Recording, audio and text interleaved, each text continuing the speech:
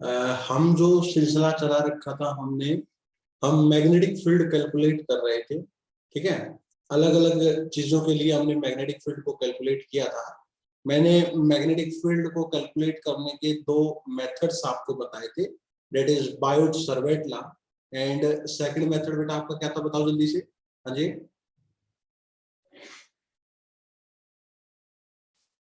Empirical circuital law. ठीक है, तो Biot-Savart law and empirical circuital law जो आपके पास मेथड्स है मैग्नेटिक फील्ड को कैलकुलेट करने के लिए। हमने मैग्नेटिक फील्ड एक वायर की वजह से निकाली, हमने मैग्नेटिक फील्ड एक आर्क की वजह से निकाली, एक सर्कल की वजह से निकालने सीखी।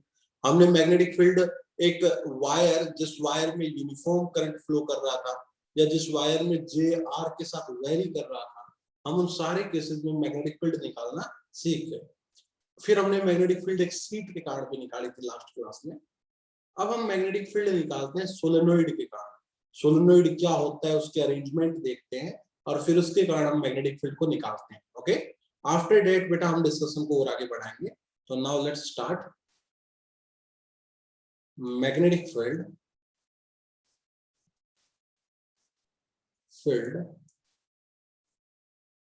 ड्यू टू सोलेनोइड है बेटा। सोलेनोइड की वजह से जो है हम मैग्नेटिक फील्ड को कैलकुलेट करते हैं।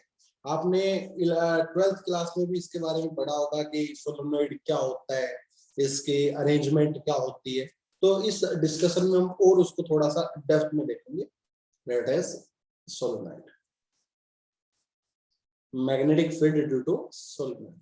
तो बेसिकली सोलेनोइड कैसे बनाया जाता है, अगर मैं इसको बनाने की संरचना देखूं तो कैसी आपको सोलेनोइड बनेगा, जरा देखिएगा बेटा।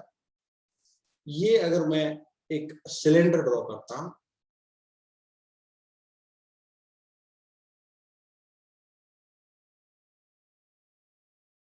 ये एक सिलेंडर है और सिलेंड्रिकल शेप, और अगर इस सिलेंडर के ऊपर मैं एक वायर बाउंड कर,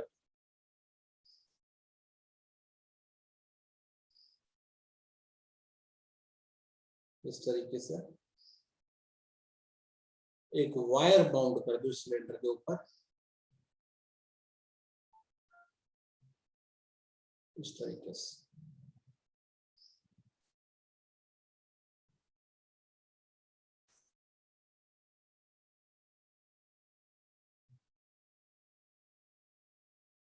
और ये वायर निकल रही है। सपोज करो इस वायर से आई करंट एंटर कर रहा था मेरे बेटा, और ये आई करंट क्या कर गया, लीव कर गया। इस तरीके से इसमें करंट जो है फ्लो कर रहा था। ये इसमें मान लो करंट फ्लो कर रहा था and this radius is R. तो बेसिकली ये अरेंजमेंट आपकी सोलेनोइड कहलाती है।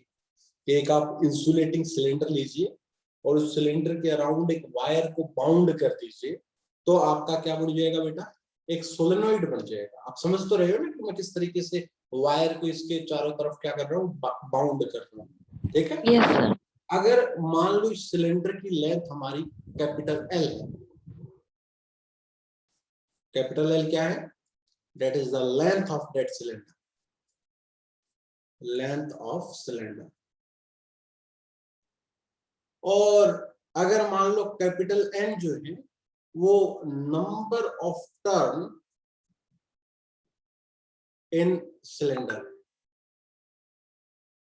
इस सिलेंडर में जो टर्न्स हैं वो कैपिटल एन। तो अगर स्मॉल एन की बात करूं, that is capital N by N, मतलब number of turn per unit length. ये क्या बन गया बेटा, नंबर ऑफ टर्न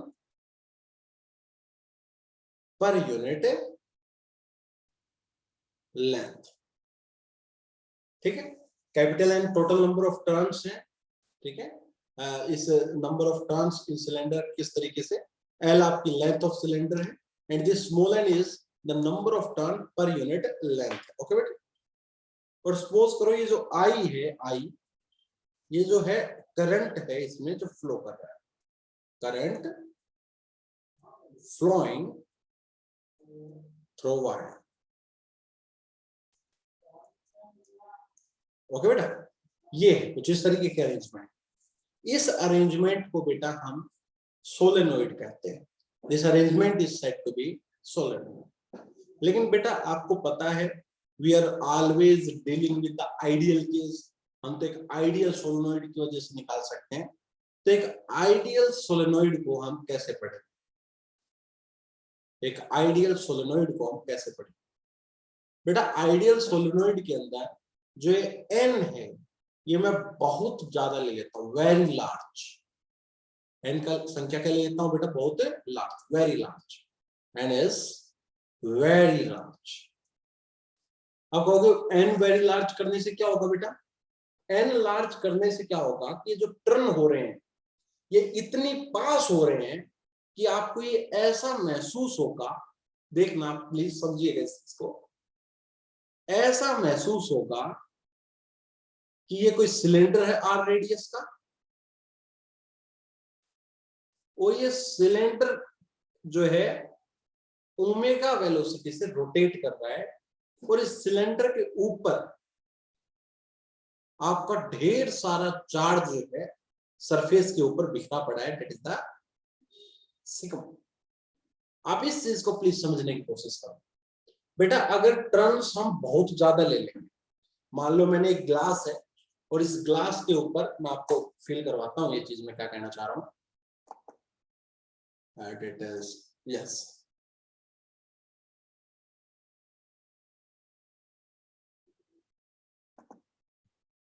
हेलो, अब आपको बेटा मेरी इमेज बड़ी दिख रही है छोटी दिख रही है, बताओ पहले तो। बड़ी दिख रही है सर। हाँ, ये मान लो बेटा एक ग्लास है, सिलेंड्रिकल शेप है ना इस ग्लास का। Yes sir. रियल में तो सिलेंडर क्या होता है, सोलेनोइड क्या होता है कि इस ग्लास के ऊपर आप एक वायर को इस तरीके से बाउंड कर दो, ठीक है, और फिर इसमें करंट फ्लो करवा दो। तो करंट कैसे फ्लो करेगा बेटा, वायर कैसे ऐसे फ्लो करने लग जाएगा। लेकिन मैंने आइडियल केस बताया कि जो आपने वायर्स के जो टर्न लिए हैं, इन टर्न को इतना पास ले लो, बहुत पास पास ले रहे हैं टर्न, कि इस पूरे में खाली जगह ना रहे, तो टर्न हमने बहुत पास पास ले ली। तो क्या बेटा ये सोलेनोइड का केस ऐसा नहीं दिखने लग जाएगा कि एक सिलेंडर है और वो सिलेंडर ही रोटेट कर रहा है, मतलब ये जो चार्ज है इस पे चार्ज बिखरा पड़ा है सारे पे, और ये चार्ज पूरा का पूरा ऐसे रोटेट कर रहा है। ये इस तरीके से ये पिक्चर आपको दिखने लग जाएगी अगर मैं एक आइडियल केस की बात करता हूँ। क्लियर? क्या कहना चाह रहा हूं मैं, आपको समझ में आया मेरी बात? कि यस सर। अगर एक मिनट बेटा,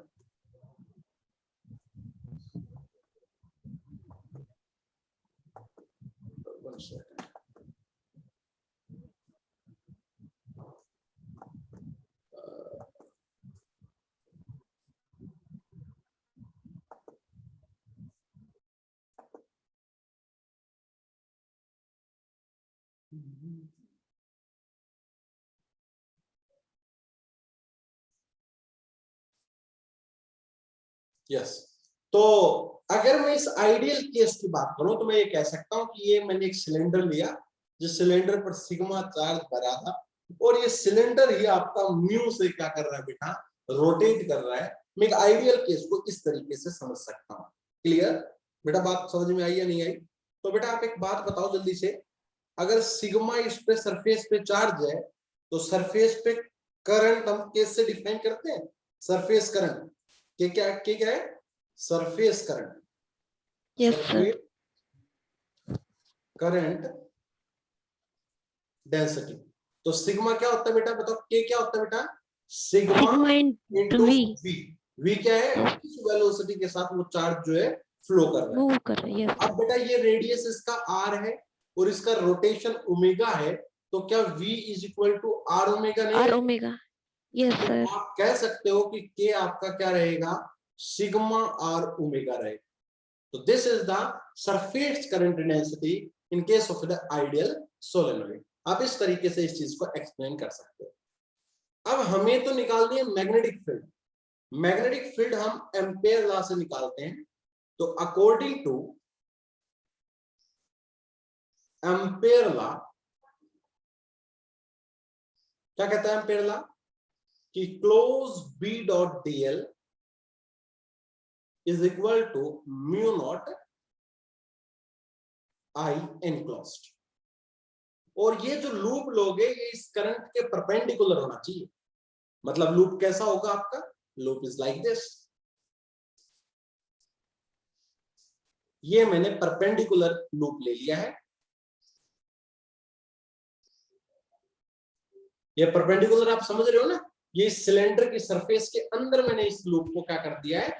इंसर्ट कर दिया है। तो loop is perpendicular to the, आपका किसके आ गया? परपेंडिकुलर आ चुका है किसके?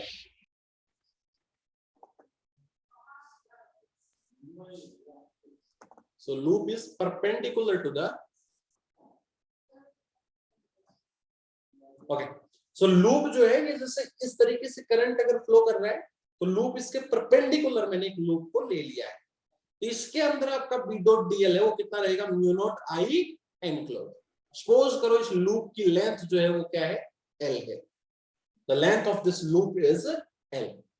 सो अगर मैं इस पूरे लूप को जैसे ए बी सी डी इन 4 हिस्सों में बताऊं, या इसको बी ले लो नीचे से, सर्कुलेशन के हिसाब से लेते हैं बेटा, ए बी सी और डी। तो क्या हो जाएगा? पूरा इंटीग्रल किसमें जुड़ जाएगा बेटा? B dot dl of A B dot dl of B C, B dot dl of B C के बाद C D, and B dot DL of DA is equal to mu naught I enclosed। अब थोड़ा सा और अच्छे से देखते हैं चीज। कोई भी सोलेनोइड हो या कुछ भी हो बेटा, बाहर जो फील्ड है उसके जो बाहर फील्ड है वो फील्ड नहीं रहेगी। फील्ड जो रहेगी वो सिर्फ जो है इस AB सेक्शन पे रहेगी। इस CD और इस सेक्शन पे जो फील्ड है, इस सोलेनोइड के बाहर अगर फील्ड देखो तो कितनी आएगी बेटा? 0 आएगी। फील्ड ओनली इस इंटरनल सेक्शन में जो है वो आपकी फील्ड रहेगी। तो फील्ड इस BC के लिए 0 हो गई। साथ साथ में अगर मैं ये रीजन लूं, दिस BC और ये AD लूं, तो यहां पर जो भी फील्ड होगी वो इस L के परपेंडिकुलर रहेगी। याद करो हमने सीट के समय भी आपको बताया था। या बेटा इसकी जो थिकनेस है इसकी एप्सिलॉन, वो मैं बहुत बहुत छोटी लेता हूं L। उसकी वजह से ये जो दो टर्म है B to C और A to D, ये कितना हो जाता है? 0 हो जाती है। क्योंकि ये जो थिकनेस ऑफ दिस लूप है ये मैंने क्या लिया है? बहुत छोटा लिया है। तो B डॉट DL अगर करूंगा तो DL जो है थिकनेस है वो आपकी बहुत बहुत छोटी है, नियरली इक्वल टू 0 है। तो हम ये दो जो इंटीग्रल है उनको कितना कर सकते हैं? 0 कर सकते हैं। तो बचे हमारे पास ये दो इंटीग्रल, एक तो ए से बी और एक C D. But this A B जो ये इस लूप जो ये जो लाइन है, ये जो लूप है, लूप का पार्ट है, ये इस सोलेनोइड के अंदर लाई कर रहा है। और ये जो दूसरा लूप है BC sorry C D, this one, ये इस लूप के बाहर लाई कर रहा है। तो बाहर मैग्नेटिक फील्ड कितनी बताई बेटा? 0 से रहेगी। और से अंदर इज बी, अंदर जो है वो कितनी मान लेता हूं मैं? बी मान लेता हूं। तो कहीं ना कहीं ये फैक्टर भी आपका कितना बन गया? 0, क्योंकि मैग्नेटिक फील्ड आपकी कितनी है? 0। तो सिर्फ एक बी के कारण बचेगी, और वो कितनी बचेगी? बी डॉट एल, क्योंकि लेंथ इस लूप की एल है और मैग्नेटिक फील्ड बी है जो हमें कैलकुलेट करके लेके आना। तो B dot L is equal to mu naught into I enclosed. This is your expression. B dot L या BL is equal to mu naught I enclosed. Now let us find I enclosed. इस I enclosed को हम कैसे निकालें? तो बेटा हमने अच्छी तरीके से बताया था कि K क्या होता है? K is the surface current density, जो किसके बराबर होता है? करंट पर यूनिट परपेंडिकुलर है। Yes sir. अब I है और परपेंडिकुलर लेंथ इस लूप की कितनी है बेटा? L है। तो K is equal to I L, या हम कह सकते हैं I is equal to K into L. तो I को मैं किसके रूप में लिख सकता हूं? K इंटू एल के रूप में लिख सकता हूं। तो मेरा जो एक्सप्रेशन है वो क्या बन जाएगा? आप प्लीज इस चीज को नोट करते रहें।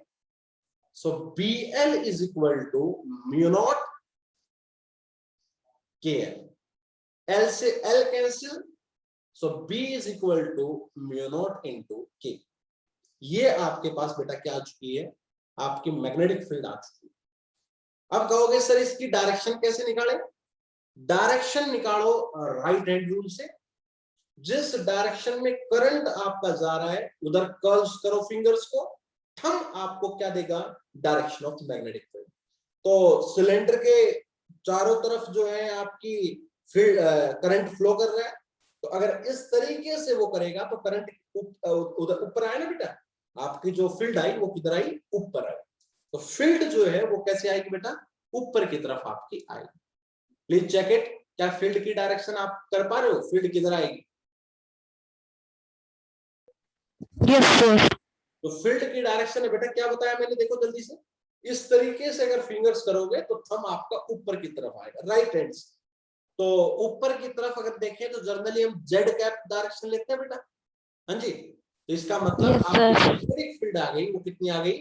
Mu naught K into Z cap. So this is the magnetic field due to a solenoid. Solenoid के कारण जो मैग्नेटिक फील्ड आएगी वो कितनी आएगी? म्यू नॉट इनटू, बताओ बेटा, के इनटू जेड कैप। क्लियर? बताओ यहां तक क्लियर है क्या? Yes, sir. और अगर हम थोड़ा देखें, देखो बेटा और थोड़ा सा काम करते हैं। सो बी आया म्यू नॉट इंटू के जेड कैप, ठीक है। अब के कैप की अभी अभी वैल्यू निकाली थी, के वेक्टर की कितनी आई थी? Sigma into V. तो mu naught sigma V Z cap. और v को क्या लिखा था हमने? v is equal to omega R. तो b is equal to omega naught sigma omega R. तो magnetic field due to a solenoid आप इस तीन फॉर्मूले से एक्सप्रेस कर सकते हो। अगर एक सोलेनॉइड है और उस सोलेनॉइड की एल लेंथ है और उसमें आपकी ओमेगा से वो क्या कहते हैं, v वेलोसिटी से उसमें चार्ज फ्लो कर रहा है, तो we use this formula to find the magnetic field. इस केस में एक स्पेशल केस आता है, स्पेशल केस, कि अगर ये जो लूप है, ये लेंथ है, ये इन्फिनिटी हो जाए, मतलब आपके पास सिलेंडर कैसा हो जाए? इनफाइनाइट सोलेनॉइड हो जाए। इनफाइनाइट अगर आपके पास सोलेनॉइड हो जाता है तो उस केस के अंदर जो आपकी मैग्नेटिक फील्ड आती है इनसाइड में, वो कितनी आती है? Mu naught N I. We remember this thing and the direction is again Z cap. और बेटा ये इनसाइड है, आउटसाइड तो मैग्नेटिक फील्ड कितनी होगी? 0, sir. सो अगर इनफाइनाइट सोलेनॉइड आता है तो वी यूज दिस फॉर्मूला, अगर फाइनाइट सोलेनॉइड आता है तो we use the above formula. तो ये magnetic field due to a solenoid हमने निकालना सीखा। प्लीज बेटा एक बार ये देखो, अगर नहीं आए तो मैं दोबारा बता देता हूँ, एक बार देख लेते हैं, एक बार आप नोट कर लो, फिर मैं एक बार दोबारा बता देता हूँ सारे डिस्कशन को। प्लीज बेटा एक बार नोट करो इसको अच्छे से, फिर इसको दोबारा करते हैं एक बार।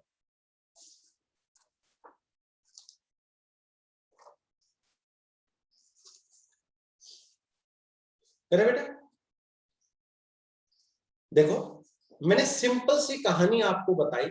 मैंने बताया कि एक जो सिलेंडर है, बताता हूं, ये एक सिलेंडर है और इस सिलेंडर के अराउंड आप एक वायर को अगर बाउंड कर दोगे और तो ये आपका एक सोलेनॉइड बन जाएगा।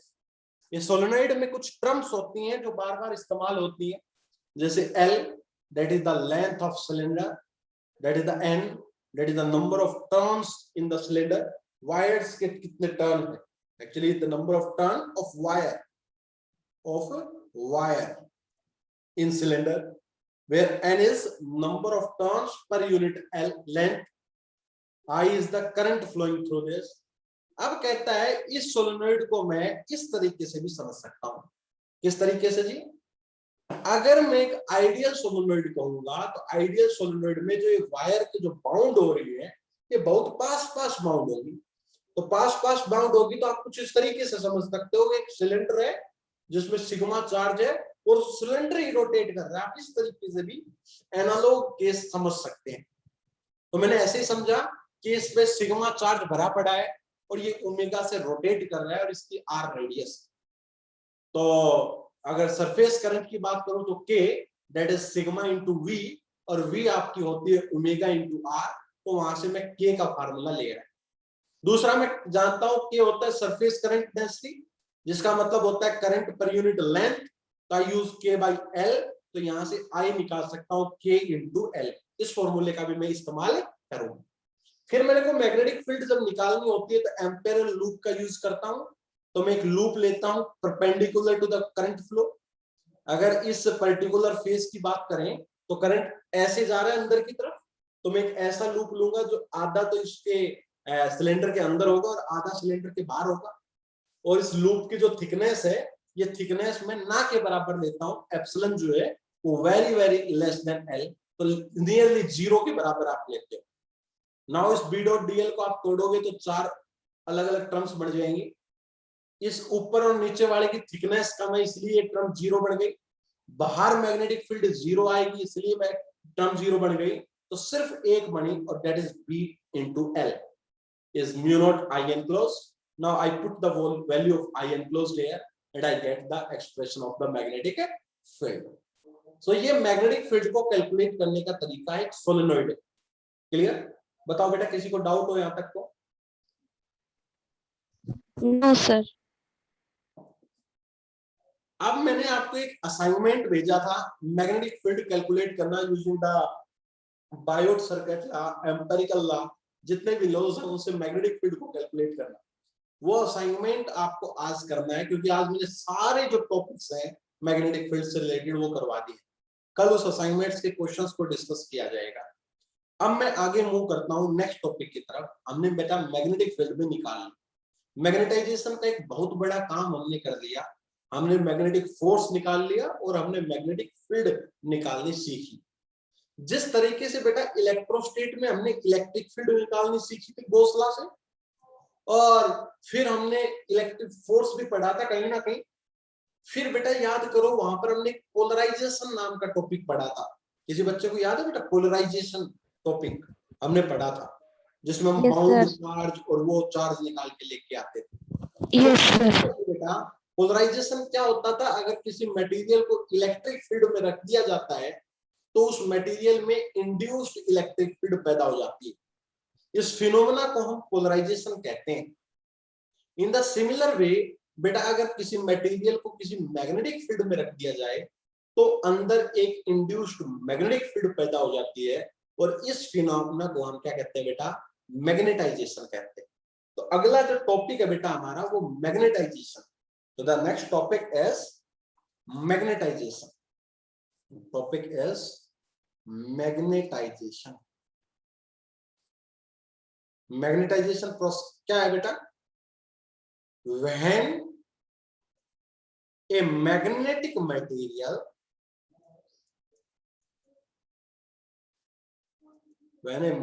material placed in the magnetic field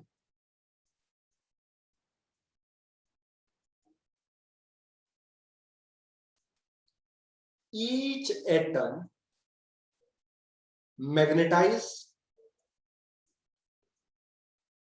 in a particular direction, in a particular direction, depend on this external magnetic field.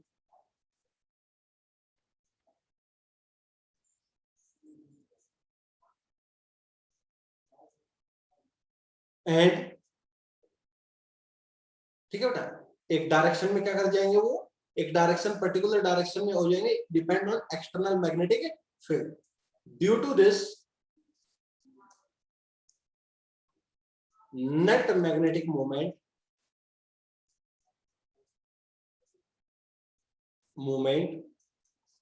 produced. This phenomena is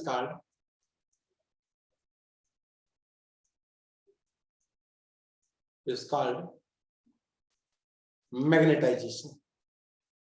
समझते हैं बेटा ढंग से क्या कहता है।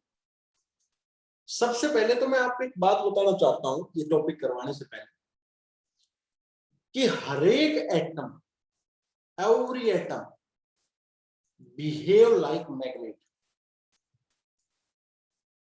कहोगे सर कैसे, बताओ। देखो एटम क्या होता है, एटम एक न्यूक्लियस है, और न्यूक्लियस के सराउंडिंग क्या है, इलेक्ट्रॉन्स जो है वो रिवॉल्व कर रहे हैं। बेटा इसका मतलब देखो इलेक्ट्रॉन मोशन में है ना, भाई इलेक्ट्रॉन रिवॉल्व कर रहे हैं, इसका मतलब इलेक्ट्रॉन क्या है बेटा, मोशन में।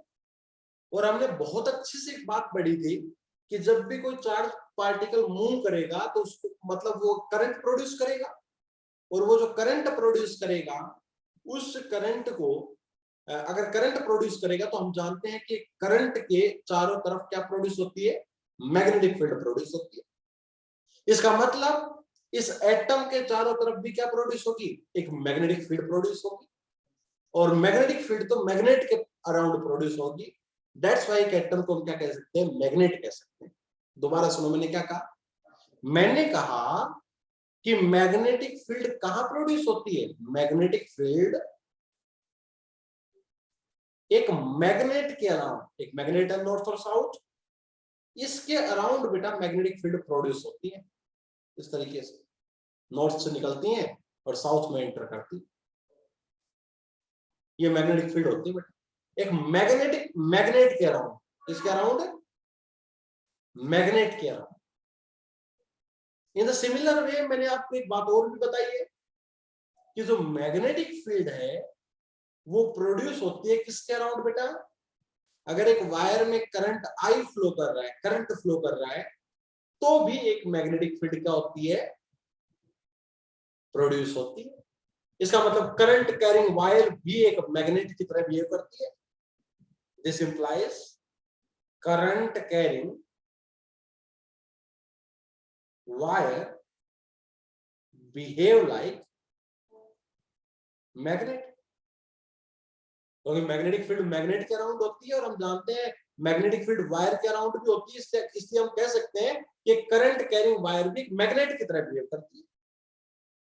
और हमें पता है करंट कैरिंग वायर मतलब जिसमें करंट, करंट का क्या मतलब होता है, जिसमें चार्ज कैरियर मोशन में हो। इसका मतलब मूविंग चार्ज, बेटा मूविंग चार्ज क्या प्रोड्यूस करेंगे, करंट। Yes, sir. और करंट कैरिंग वायर जो थी वो क्या प्रोड्यूस कर रही थी, मैग्नेटिक फील्ड, मतलब वो मैग्नेट की तरह बिहेव कर रही थी। इसलिए मैं कह सकता हूं कि मूविंग चार्ज करंट, या फिर करंट, मूविंग चार्ज या फिर current carrying body also behave like a magnet, वो भी एक मैग्नेट की तरह बिहेव करेंगे। और हम जानते हैं एटम में एक न्यूक्लियस होता है, न्यूक्लियस के सराउंडिंग इलेक्ट्रॉन्स जो हैं वो सर्कुलेट करते हैं, इलेक्ट्रॉन मोशन में होते हैं। तो इलेक्ट्रॉन मोशन में है मतलब मूविंग चार्ज है, और मूविंग चार्ज करंट कहलाता है, और करंट के अराउंड मैग्नेटिक फील्ड प्रोड्यूस होती है। और हम जानते हैं मैग्नेटिक फील्ड तो हम ये कहते हैं मैग्नेट के अराउंड प्रोड्यूस होती है। इसका मतलब एक एटम बिहेव कर रहा है किसकी तरह, मैग्नेट की तरह बिहेव कर रहा है। Every atom behave like a magnet. Why? Because atom में इलेक्ट्रॉन रिवॉल्व करते हैं, इलेक्ट्रॉन रिवॉल्व करते हैं तो हम ये कह सकते हैं कि उसमें एक तरह का करंट है, और करंट के अराउंड तो हमें पता है मैग्नेटिक फील्ड प्रोड्यूस होती है। तो हम कह सकते हैं कि एक atom behave like magnet, magnet की तरह एक एटम बिहेव करता है। बताओ बात समझ में आई बेटा ये, हाँ जी बताओ प्लीज। Yes, sir. अब लेकिन इस एटम का थोड़ा सा, इसका मतलब इस एटम को मैं एक मैग्नेट की तरह कह सकता हूं, this is north and this is south, एक मैग्नेट की तरह ट्रीट कर सकता हूं। This atom is treated as a magnet. Now अगर एक मटेरियल की बात करूं तो एक मटेरियल में ढेर सारे एटम्स होंगे, ढेर सारे एटम है, और ढेर सारे एटम मतलब मैं ये कह सकता हूं कि एक मटेरियल के अंदर ढेर सारे मैग्नेट्स हैं, लेकिन ये मैग्नेट्स जो है वो रैंडमली अरेंज्ड है फिलहाल। इसलिए जो नेट मैग्नेटिक मूवमेंट है m वो कितना है, 0 है। नेट कोई भी मैग्नेटिक मूवमेंट नहीं है, वो 0 है फिलहाल के लिए। क्यों? Because this are randomly arranged. कब बेटा? When external field is 0। जब एक्सटर्नल फील्ड 0 होती है तो atoms are randomly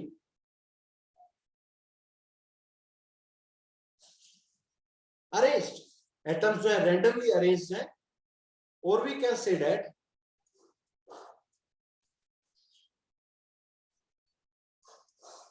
magnets are randomly arranged। This implies, इससे क्या पता लगता है बेटा? इससे ये पता लगता है कि अगर randomly arranged है एटम और मैग्नेट, तो नेट मैग्नेटिक मोमेंट वो कितना हो जाता है बेटा, बताओ जल्दी से? 0। The net magnetic moment is will be equal to 0। Now अगर मैं एक्सटर्नल फील्ड बाहर से लगा दूं, अगर बी एक्सटर्नल में लगा दूं, तो ये मैग्नेट्स थे इस मटेरियल के अंदर। मैंने बाहर से एक्सटर्नल फील्ड लगा दी, मतलब इधर नॉर्थ कर दिया, इधर साउथ पोल पे एक फील्ड लगा दी मैंने, तो अपोजिट पोल्स अट्रैक्ट। तो इधर तो बेटा सारे south,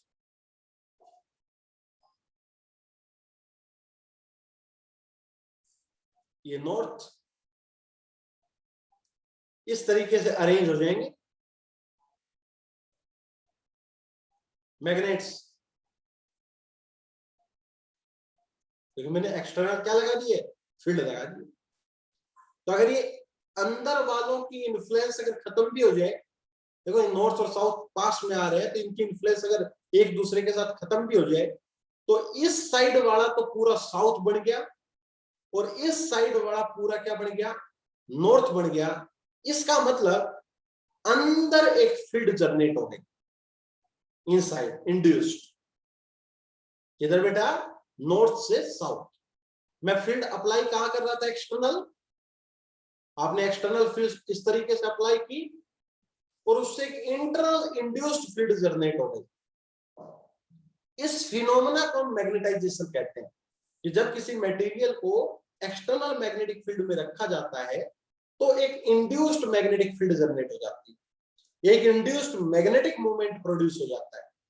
this phenomena is called magnetisation. इस फिनोमेना क्या कहते हैं बेटा? मैग्नेटाइजेशन कहते हैं। सो लिख सकते हैं, when B external is applied on the material, what happen? क्या होगा बताओ जल्दी से? मैग्नेट्स या एटम्स कह दो ऑफ मटेरियल अरेंज्ड themselves, अपने आप को क्या करेंगे बेटा? अरेंज करेंगे। As a result a induced magnetic field,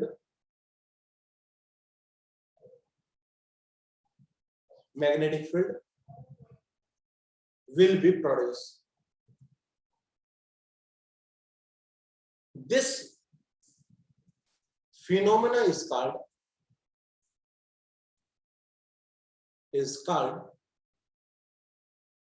magnetisation. इस फिनोमेना को हम मैग्नेटाइजेशन कहते हैं, कि हमारा इंड्यूस्ड जो है मैग्नेटिक फील्ड प्रोड्यूस हो गई, या इसमें कोई मैग्नेटिक मूवमेंट आ गया, नॉट इक्वल टू 0। पिछली बार क्या था? मैग्नेटिक मूवमेंट जो था वो 0। अब की बार कुछ ना कुछ इसमें मैग्नेटिक फील्ड आ गई, अंदर कुछ ना कुछ मैग्नेटिक मूवमेंट आ गया। क्लियर? बताओ बेटा, यहां तक समझ में आया नहीं आया प्लीज? Yes sir please. अब बेटा एक बात बताओ, इसका मतलब this implies as we apply B external, क्या हुआ जैसे हमने अप्लाई किया बेटा, आपका नेट मैग्नेटिक मोमेंट जो है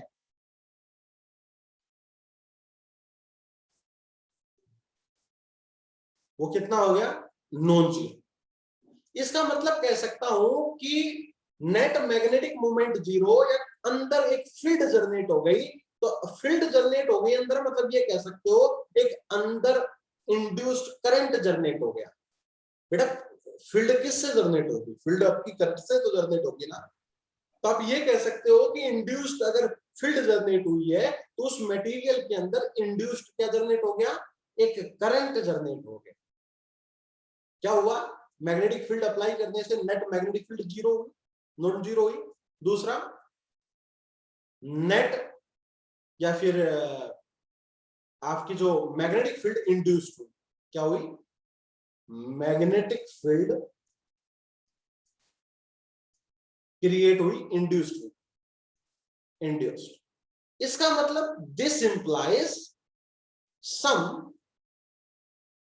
करंट इज इंड्यूस्ड।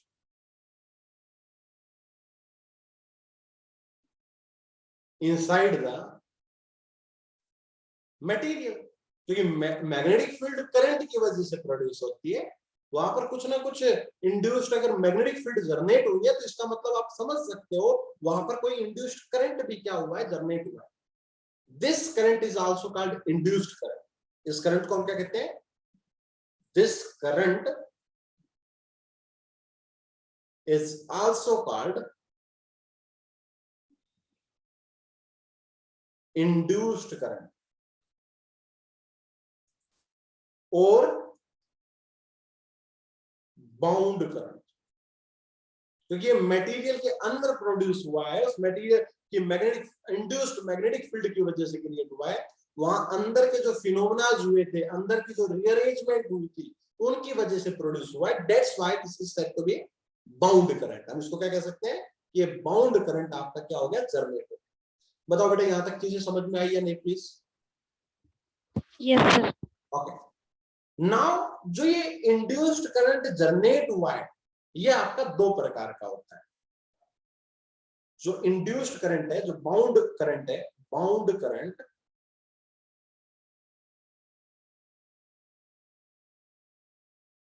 जो आपका जनरेट हुआ है वो आपका दो प्रकार का होगा। एक तो बेटा उस मटेरियल के अंदर, that is the volume bound current, और एक उस सरफेस के ऊपर। मैंने याद करो सेम सिस्टम चला था पोलराइजेशन में। मैंने कहा था बाउंड चार्ज आता है, एक चार्ज तो वॉल्यूम के अंदर आता है और एक चार्ज सरफेस के ऊपर आता है। Yes, sir. यहाँ पर भी दो प्रकार के करंट आपके जनरेट होंगे, एक तो वॉल्यूम में जनरेट होगा और एक किस पर बेटा, सरफेस पे। तो बाउंड चार्ज दो आया, एक तो सरफेस करंट आया, सरफेस बाउंड करंट आया। अब सरफेस करंट को जनरली हम किससे डिनोट करते हैं बेटा, बताओ, KB है ना बेटा। K represent the surface current density and B represent the bound. और दूसरा क्या है बेटा, बताओ जल्दी से, वॉल्यूम।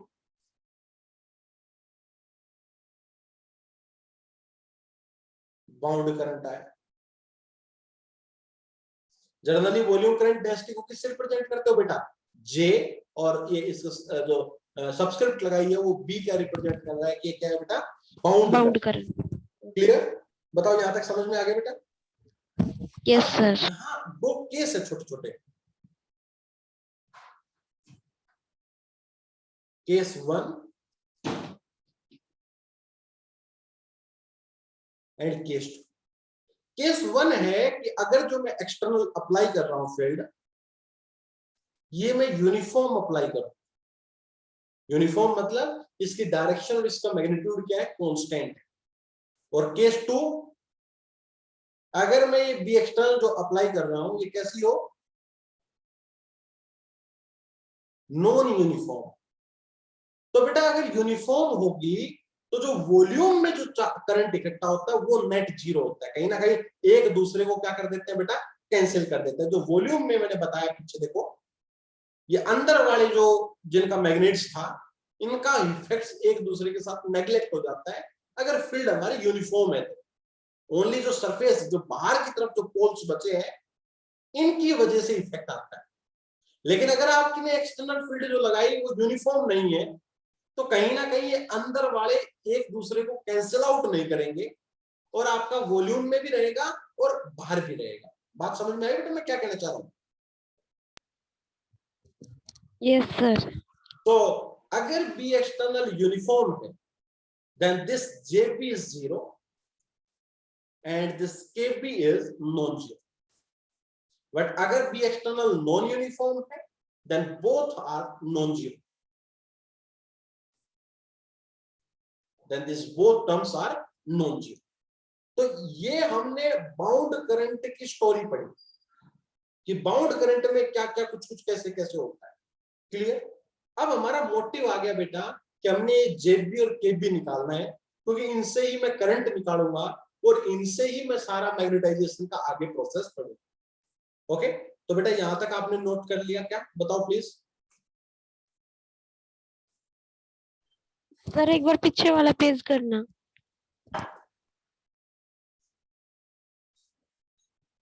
लो,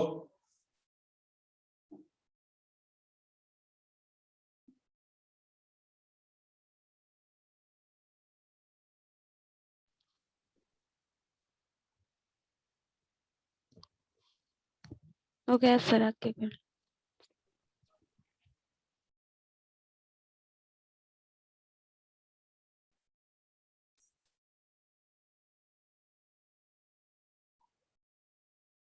ओके, नाउ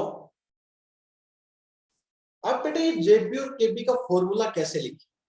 तो दिस केबी इज, जो सबसे इंपॉर्टेंट फॉर्मूला इसी से न्यूमेरिकल होंगे, is represent as magnetization. M is the magnetization vector जो given होगा क्वेश्चन में, क्रॉस n कैप। तो पूछे n कैप क्या है, तो n cap is the normal vector. n cap is the normal vector.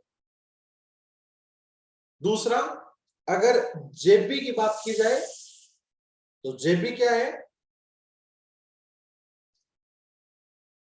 Curl of this m vector, that is the curl of m vector. ठीक है, ये आपके केबी और जेबी का फॉर्मूला होगा। KB is the surface current density,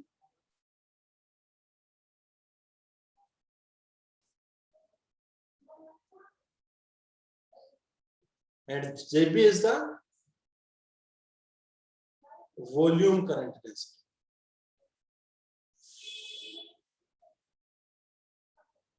clear?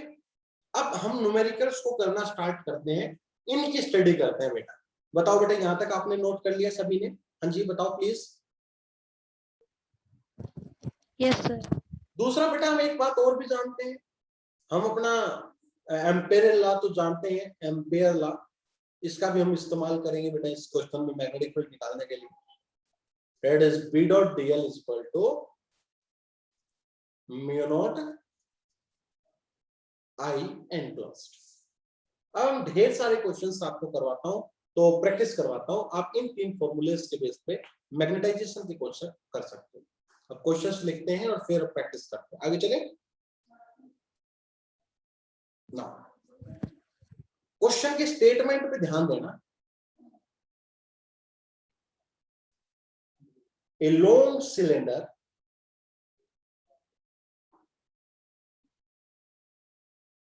a long circular cylinder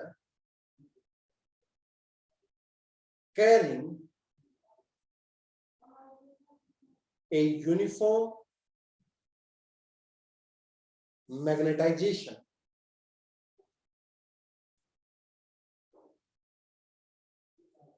parallel to its axis.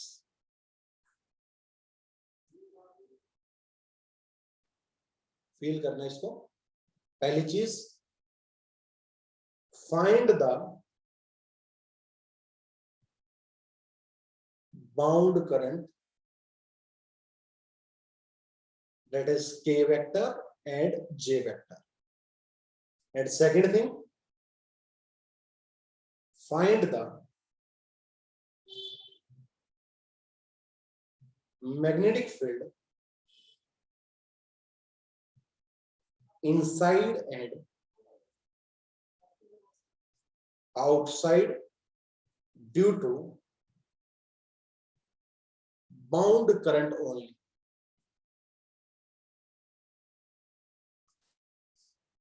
Arrangement क्या है? ये एक सिलेंडर है,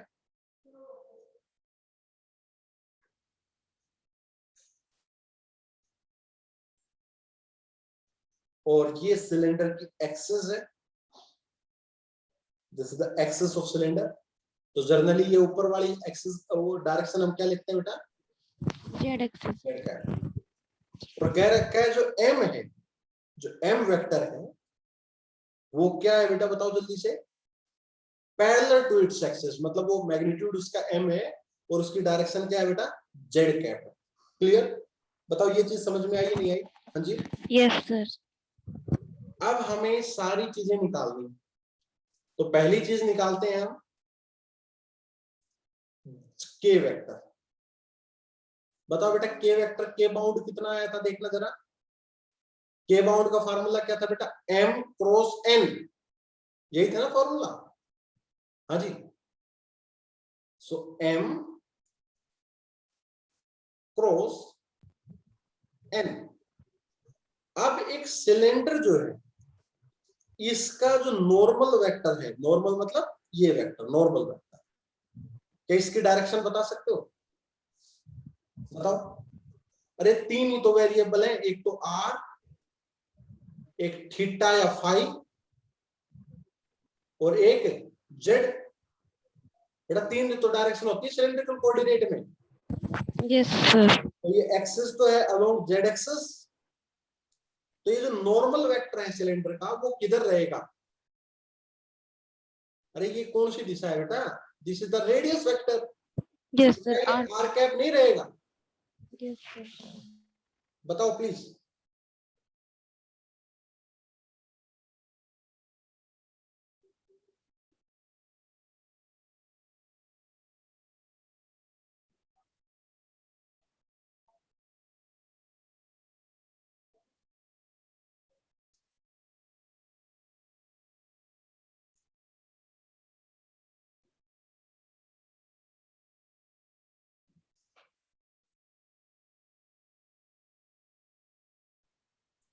hello.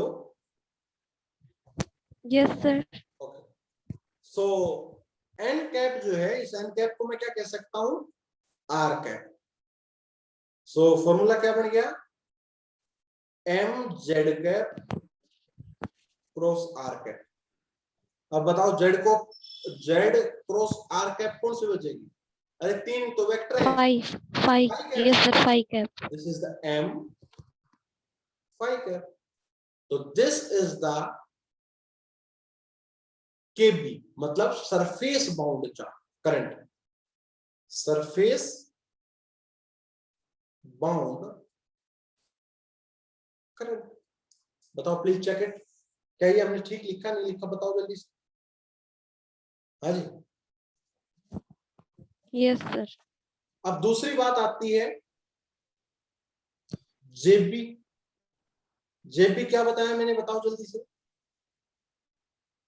Curl of this M. Yes sir. तो कर्ल का फार्मूला क्या होता है? बताओ जल्दी से। अब एक बात और भी, हालांकि ये सोल्व किए बिना भी हम इसका रिजल्ट लिख सकते हैं। बताओ क्यों? क्योंकि मैंने ऊपर कहा एक लॉन्ग सिलेंडर है, वो एक यूनिफॉर्म मैग्नेटिक फील्ड में रखा गया है। यूनिफॉर्म मैग्नेटाइजेशन है। यूनिफॉर्म मैग्नेटाइजेशन कब होगा? जब वो यूनिफॉर्म मैग्नेटिक फील्ड में होगा। तो यूनिफॉर्म मैग्नेटिक फील्ड के अंदर जेबी की वैल्यू कितनी बताई थी मैंने? बताओ। 0 सर। 0। तो एक रिजल्ट हम डायरेक्ट भी लिख सकते हैं कि यूनिफॉर्म मैग्नेटिक फील्ड के अंदर आपकी जेबी की वैल्यू कितनी रहेगी? 0 रहेगी। बताओ यहां तक समझ में आया आपको? तो दोनों करंट डेंसिटी निकाल ली, surface current density as well as volume current density. बेटा आगे चलो, बताओ। Yes sir. अब हम निकालते हैं मैग्नेटिक फील्ड इनसाइड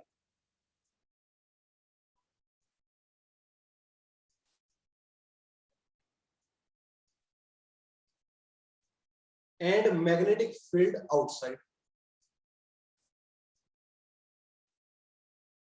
लो बेटा, सो मैग्नेटिक फील्ड निकालने का तरीका तो हमें पता है। ये आपका सिलेंडर है और जहां भी आपको मैग्नेटिक फील्ड निकालनी है वहां आप लूप मान लो और फॉर्मूला क्या लगा दो, B dot dl is equal to mu naught I enclosed. Clear? अब बेटा बाहर हमेशा ही मैग्नेटिक फील्ड जीरो होगी।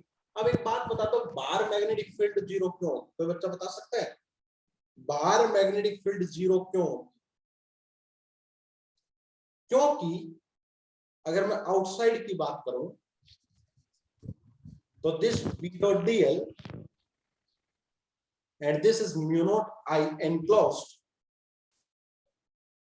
I enclosed क्या है बेटा? ये करंट किसके कारण है? मैंने कहा only due to bound charge निकालना है आपको क्वेश्चन में। तो ये I enclosed क्या है? Total current. बेटा बाहर निकालोगे तो टोटल करंट है ना, बाउंड करंट। Yes sir. अगर हम बाहर निकालते हैं तो टोटल बाउंड करंट आएगा ना। Yes sir. Total bound current, और टोटल बाउंड करंट हमेशा ही जीरो होता है। जो इसको कैसे एक्सप्लेन करें? अगर मैं इस पूरे मैग्नेट को देखूं तो हालांकि ठीक है ये वॉल्यूम के एक दूसरे को कैंसिल कर रहे हैं और ये सरफेस पे बच गया, लेकिन अगर मैं टोटल देखूं तो क्या ये साउथ और ये नॉर्थ, साउथ ये नॉर्थ, ये साउथ ये नॉर्थ, ये साउथ और नॉर्थ, ये भी तो आपस में एक दूसरे को कैंसिल कर देंगे। अगर मैं टोटल की बात करूं, जिस तरीके से मैंने कभी आपको पोलराइजेशन केस करवाया था जिसमें हमारा एक साइड माइनस चार्ज आता था, एक साइड प्लस चार्ज आता था, तो मैं कहता था टोटल अगर वॉल्यूम की बात करूं तो टोटल चार्ज तो कितना है इस पे? जीरो है। In the similar way bound की वजह से जो ये आपका पैदा हुआ है ना, इंड्यूस्ड जो करंट हुआ है, ये अगर मैं टोटल इंड्यूस्ड करंट निकालूं तो ये हमेशा ही जीरो रहेगा। इंड्यूस्ड अंदर अंदर होता है और अगर उसका टोटल अगर निकालोगे तो वो ऑलवेज कितना रहेगा आपका? जीरो रहेगा, क्योंकि वो नेट एक दूसरे के इफेक्ट को क्या कर देते हैं? कैंसिल आउट कर देते हैं। तो कहीं ना कहीं एक ये पॉइंट जरूर लिखना कि ठीक है हमने बाउंड करंट निकाल लिया, दो प्रकार का होता है, लेकिन अगर आपसे कभी ये पूछा जाए कि टोटल बाउंड करंट कितना रहेगा, तो this total bound current always equal to zero. Total bound current हमेशा ही कितना रहेगा आपका? जीरो रहेगा। क्लियर? बताओ ये चीज क्लियर हुई या नहीं? टोटल बाउंड करंट जीरो वाली। हाँ जी बताओ। ओके, सो अगर मैं एक्सटर्नल फील्ड लगा रहा हूं, एक्सटर्नल फील्ड निकाल रहा हूं, तो उसमें मेरे को टोटल करंट चाहिए आई एनक्लोज्ड, तो वो टोटल हमेशा कितना रहेगा बेटा? Zero. That's why the magnetic field outside is zero. तो कोई पूछ ले कि बाउंड की वजह से बाहर मैग्नेटिक फील्ड जीरो कैसे है, तो आप कहोगे कि बाउंड चार्ज जो टोटल होता है वो जीरो होता है। That's why I enclosed is zero, total I enclosed is zero, that's why B is zero. लेकिन अगर इनसाइड की बात करेंगे तो इनसाइड में वही बेटा देखो, ये लेंथ मैंने एप्सिलॉन ली, ये लेंथ मैंने एल ली, तो बाहर की तो मैग्नेटिक फील्ड जीरो है इसलिए बी डॉट डीएल जीरो, या ये लेंथ छोटी है इसलिए जीरो, तो सिर्फ एक साइड बच गया कितना बेटा? बताओ जल्दी से। B into L. बेटा कर सकता हूं ना थोड़ा सा डायरेक्ट? बताओ। हाँ जी,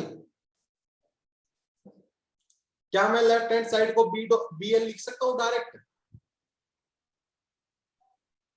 yes sir. Is equal to mu naught I enclosed. अब निकालते हैं आई एनक्लोज्ड। अंदर ये लेंथ एल है, तो अंदर बेटा आपको पता है जे की वैल्यू तो पहले ही जीरो आ चुकी, क्योंकि यस सर।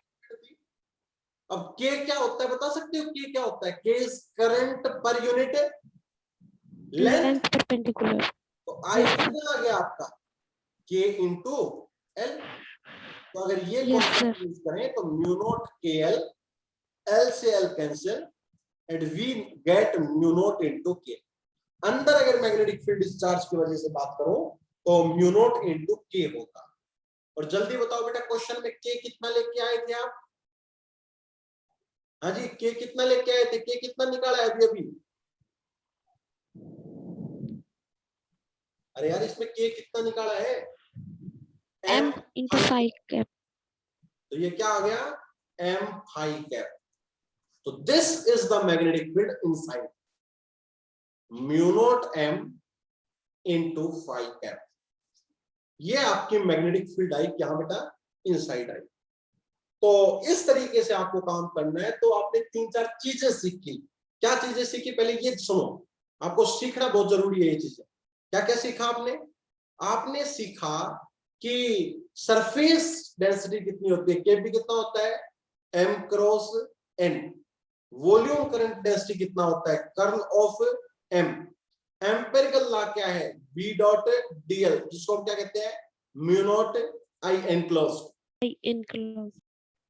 और एक बात और सकी, टोटल अगर टोटल अगर मैं बाउंड करंट पूछ लूं, टोटल बाउंड करंट अगर मैं पूछ लूं तो कितना रहेगा, हमेशा बताओ जल्दी से, 0। Total 0. Bound current is always 0। Clear? बताओ चीजें क्लियर है या नहीं है? Yes, sir. अब एक क्वेश्चन आप करके दिखा दो।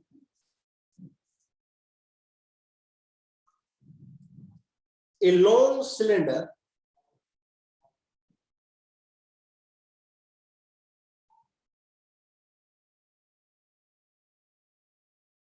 of radius capital R carrying a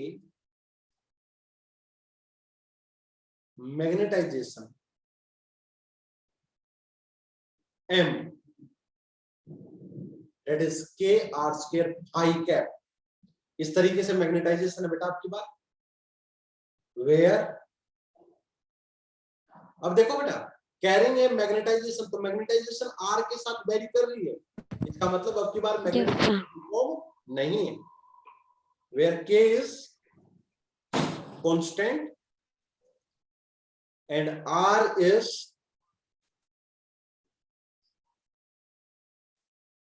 distance from axis। Number 1, find the bound current, that is KB and JB, and second thing, find the magnetic field inside and outside। चलो बेटा start करो question शाबाश।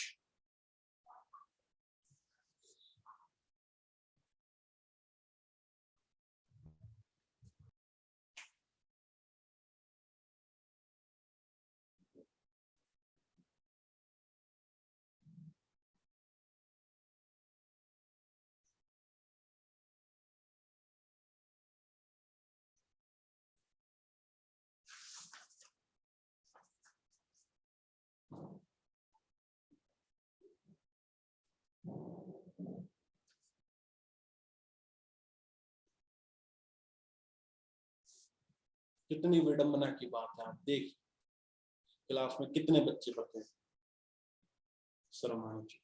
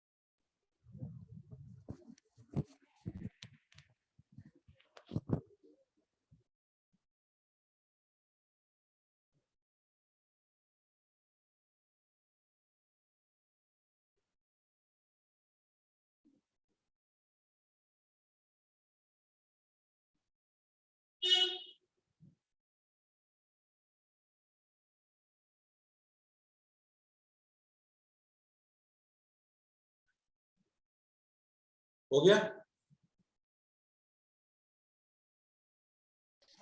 Sir इसमें N cap की value Z cap आएगी। है? इसमें जो एन कैप है ना पर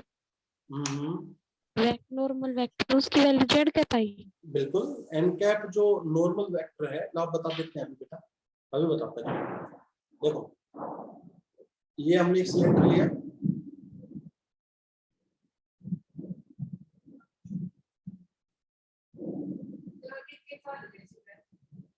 और इस सिलेंडर के अंदर जो एम वेक्टर है उसकी डायरेक्शन है K R square phi cap.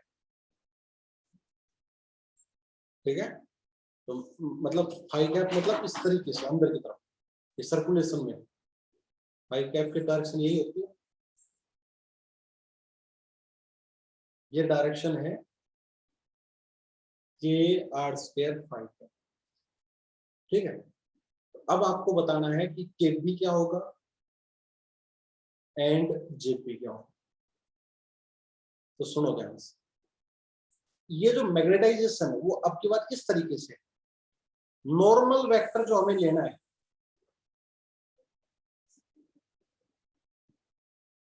Normal जो वेक्टर हमें लेना है उसकी हम डायरेक्शन क्या लें, ये हमारे पास क्वेश्चन। तो नॉर्मल वेक्टर तो आपका हमेशा ही इस सिलेंडर का, अगर नॉर्मल वेक्टर की बात करेंगे तो नॉर्मल वेक्टर तो ऑलवेज ही आर के साइड होगा। सिलेंडर का नॉर्मल वेक्टर लेना है हमें, तो सिलेंडर का नॉर्मल वेक्टर तो हमेशा ही डायरेक्शन क्या होगी, आर कैप होगा। N cap is always equal to the R cap, क्योंकि वो हमारे सिलेंड्रिकल सरफेस का वेक्टर देख रहा हूं। तो अगर मैं बात करूं केबी की, तो केबी कितना आएगा बताओ जल्दी से, एम क्रॉस एन। एम कितना है, K R square phi cap cross R cap. अब फाई क्रॉस आर कैप क्या बन जाएगा, माइनस जेड कैप। हाँ मतलब minus Z cap. So this is the KB. KB की वैल्यू आपके पास ये आएगी। क्लियर? बताओ। N cap is always normal to the cylinder, और सिलेंडर के नॉर्मल हमेशा ही आर कैप रहेगा। ठीक है बेटा? बताओ कर लिया क्या इतना? Yes sir. अब बात करते हैं जेबी की। तो केबी कहीं साइड में लिख लो।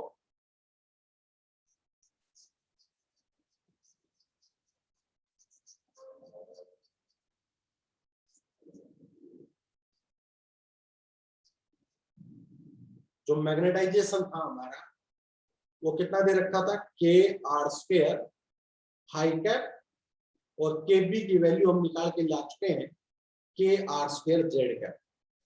अब हमें निकालना है जेबी। तो जेबी क्या होता है, कर्ल ऑफ मैग्नेटाइजेशन।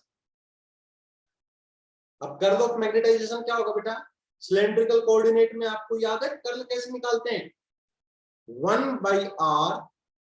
अब ये तो याद करनी पड़ेगी, R cap R phi cap Z cap, curly by curly R, curly by curly phi, curly by curly Z.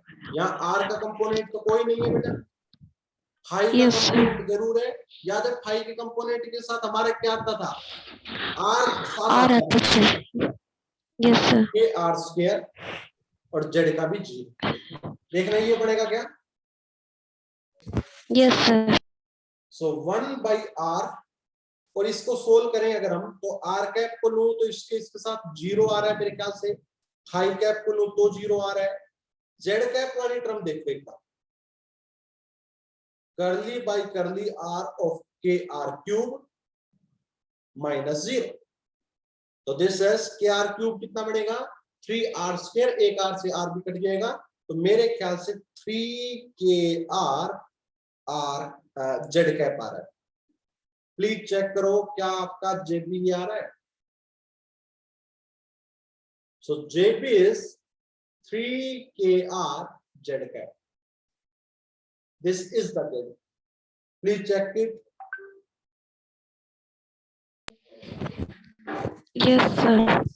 बताओ बेटा। सर हाँ बोलो। Yes sir. Yes sir. अब हम निकालते हैं मैग्नेटिक फील्ड। तो मैग्नेटिक फील्ड आउटसाइड कितनी होगी योगिता, बताओ जल्दी से। सर 0। 0, क्योंकि आई एनक्लोज कितना है 0। भाई टोटल आई एनक्लोज 0 होता है, तो सीधी बात है, तुरंत आप क्या कर दोगे, the first thing B dot dl is equal to mu naught I enclosed and this I enclose is equal to 0। कब बेटा, जब हम आउटसाइड का केस ले रहे हैं, क्योंकि आउटसाइड में टोटल करंट आएगा और टोटल करंट आपका कितना होता है 0 होता है, बाउंड चार्ज की वजह से कोई भी करंट आपका नहीं आता, तो this thing will be equal to 0। अब आ जाओ इनसाइड। तो बेटा इनसाइड तो वो एक लूप लेंगे, है ना बेटा।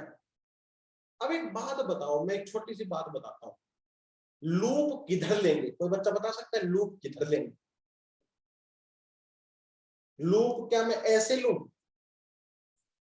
मैंने आपको बेटा एक बात बताई थी कि लूप इस तरीके से लिया जाता है कि वो हमेशा करंट के परपेंडिकुलर रहता है। बताओ बेटा ये बात बताई थी या नहीं बताई थी।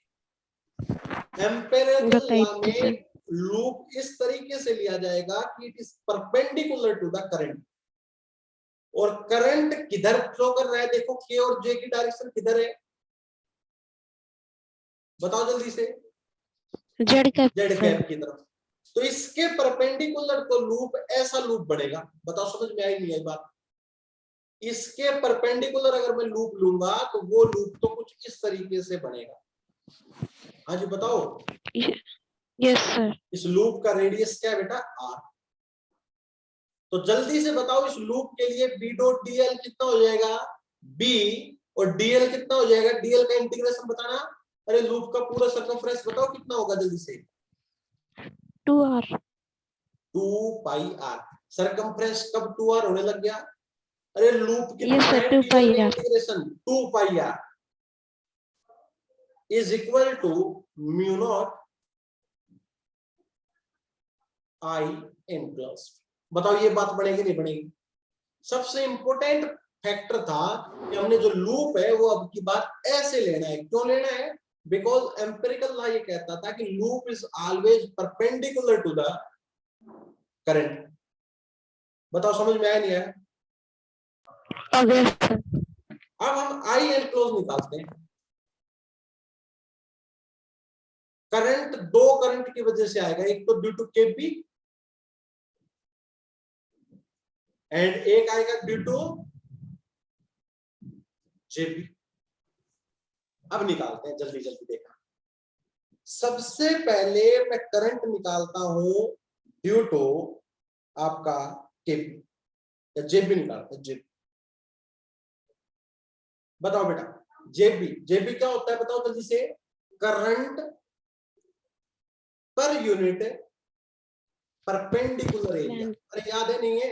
Yes current per unit perpendicular area, यही तो होता है बेटा। अब इसके अकॉर्डिंग कितना आएगा D I upon A perpendicular, D I कितना हो गया J into D A perpendicular, और आई कितना हो गया integration J into D A perpendicular. अब एक बात बताओ, एक सर्कुलर सेक्शन है, इस सर्कुलर सेक्शन का डी ए कैसे लिखेंगे, तो बता सकता है। सर इसमें r कांस्टेंट है ना, हाँ तो dr तो 0 हो जाएगा।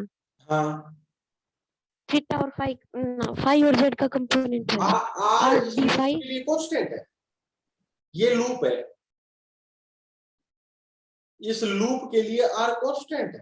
अरे आर तो हम 0 से लेके बढ़ाएंगे जब तो बनेगा ये लूप पूरा। करंट इस लूप के अंदर से निकल रहा है ऐसे, तो एरिया तो पूरा लिया जाएगा ना। तो एरिया एक डिस्क है, एरिया क्या है एक डिस्क है जिसमें आर की वैल्यू चेंज करेगी। दूसरा फाई भी देखो 0 से 2 पाई हुआ, तभी तो पूरा सर्कुलेशन जेड कांस्टेंट है इसमें। जेड कांस्टेंट है, तो अगर जेड Yes, कांस्टेंट हो तो क्या क्या बचते हैं वेक्टर बताना। हाँ जी सर dr और d5 का कोएफिशिएंट बचेगा, r R dr D R D five, d5। यही आता होगा ना मेरे ख्याल से। Yes sir. और डायरेक्शन आती होगी जेड कैप। Yes sir. तो कितना है बताना, जे की वैल्यू कितनी पुट करो, जे की वैल्यू कहाँ है, J is sir 3kr into R D R D five, और देखो जेड डॉट जेड कितना हो जाएगा 1। 1। अब फाइव के लिए 0 से 2 पाई, और आर को 0 से ले लो स्मॉल आर तक, तो क्या फैक्टर आया देखना जरा, बताओ कितना निकल के आया।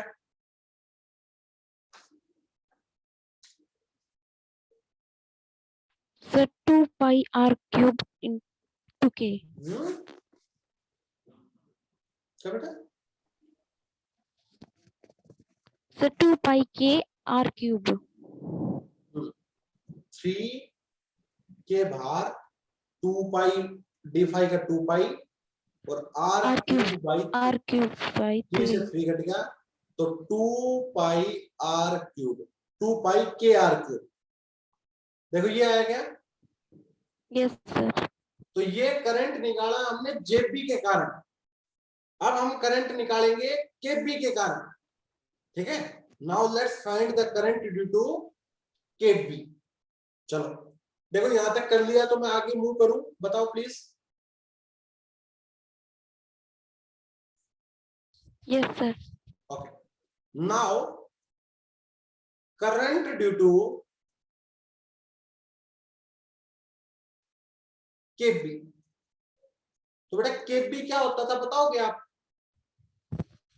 Sir I by L perpendicular. बिल्कुल, क्या बेटा, आई बाई या D I by D L perpendicular, तो डी आई कितना बना बेटा, केबी डी एल परपेंडिकुलर, और आपका आई क्या आया, integration of KB DL perpendicular. अब इस लूप के अंदर जो डीएल है, इस डीएल के लिए बेटा लूप का डीएल लेना है बस, बार वाला सेक्शन, अब की बार एरिया नहीं लेना, एरिया तो डिस्क ले रहा था, और डीएल लोगे तो एक सर्कल है, तो एक सर्कल के लिए क्या क्या चीजें आपकी जो है वो वेरी कर रही है बताना।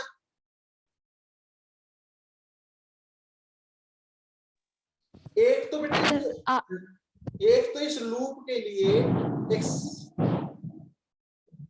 एक सर्कल के लिए सिर्फ जो है डीएल, जो आपका डीएल वेक्टर है बेटा वो वेरी कर रहा है, क्या वेरी कर रहा है, सिर्फ डीएल वेक्टर वेरी कर रहा है।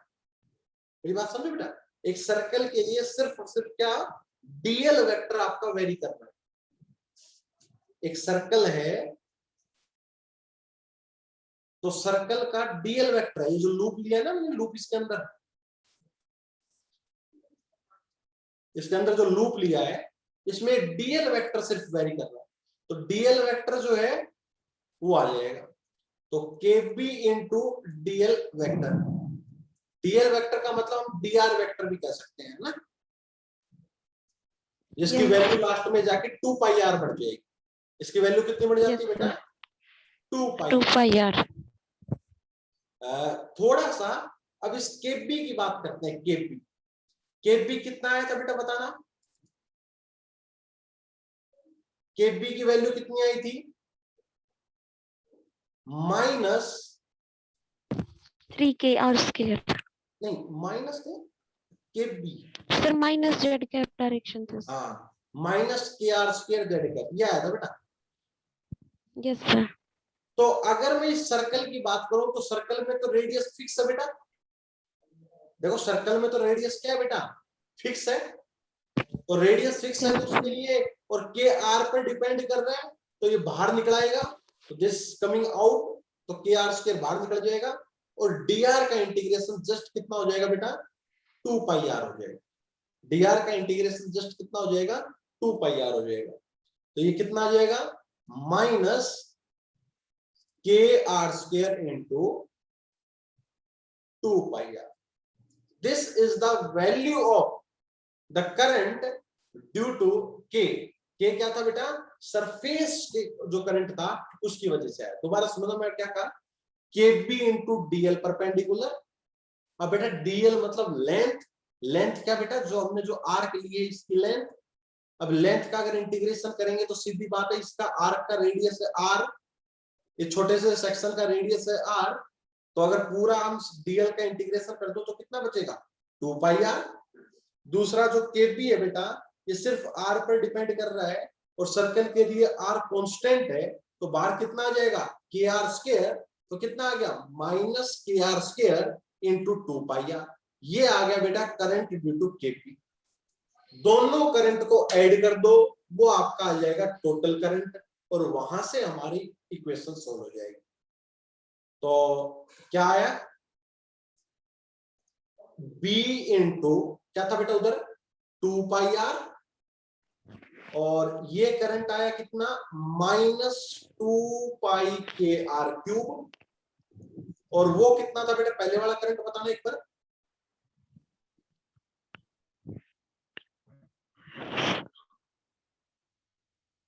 सर 2 पाई KR³ सेम था ना? Yes sir. ये फैक्टर इस फैक्टर को अब की बार फिर दोबारा कैंसिल कर देगा। अगेन बेटा मैग्नेटिक फील्ड जीरो आ गई इस केस में। इस केस में तो मैग्नेटिक फील्ड आपकी जीरो आ चुकी है। हालांकि हमने इतना काम किया, हम डायरेक्ट नहीं कह सकते थे कि अंदर मैग्नेटिक फील्ड जीरो होगी या नहीं होगी, हम बिल्कुल नहीं कह सकते अंदर डायरेक्ट, लेकिन हमने निकाली और वो निकालने से हमारा रिजल्ट कितना आ गया? जीरो आ गया। ठीक है, आप डायरेक्ट मत कह देना कि जीरो कैसे आ गया सर, अब बताओ। हमें निकाल के देखिए और उन दोनों टर्म्स ने एक दूसरे की टर्म्स को कैंसिल कर दिया, इसलिए नेट मैग्नेटिक फील्ड आपकी जीरो आ गई। बाकी कोई रीजन इसके पीछे नहीं है। बताओ बेटा, क्या आपको ये चीज समझ में आई है? Yes sir. एक बार इसको और अच्छे से एनालाइज करना प्लीज। ये दोनों न्यूमेरिकल बहुत इंपॉर्टेंट न्यूमेरिकल हैं जो आपको मैग्नेटाइजेशन समझाते हैं, और मैग्नेटाइजेशन के ये दो इंपॉर्टेंट फॉर्मूले हैं जिनके तहत हम क्वेश्चंस को सोल्व कर रहे हैं। और मैग्नेटाइजेशन जो प्रोसेस है वो क्या होता है मैंने बता दिया कि इंड्यूस्ड मैग्नेटिक फील्ड प्रोड्यूस होने के प्रोसेस को मैग्नेटाइजेशन कहते हैं। और उसके बाद हमने आज डिस्कस किया था कि क्या कहते हैं, एक सोलेनॉइड के कारण मैग्नेटिक फील्ड कैसे कैलकुलेट होगी, एक सोलेनॉइड के कारण मैग्नेटिक फील्ड इस तरीके से कैलकुलेट होगी।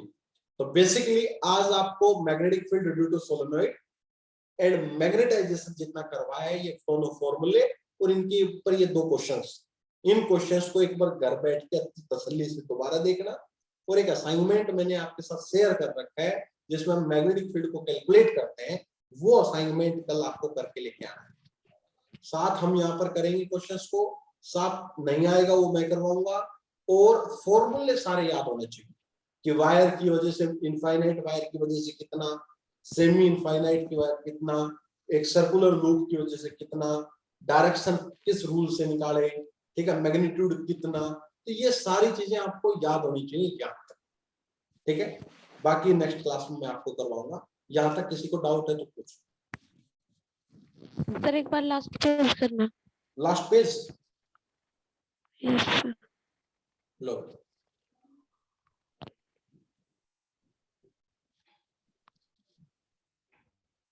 यस सर, हो गया।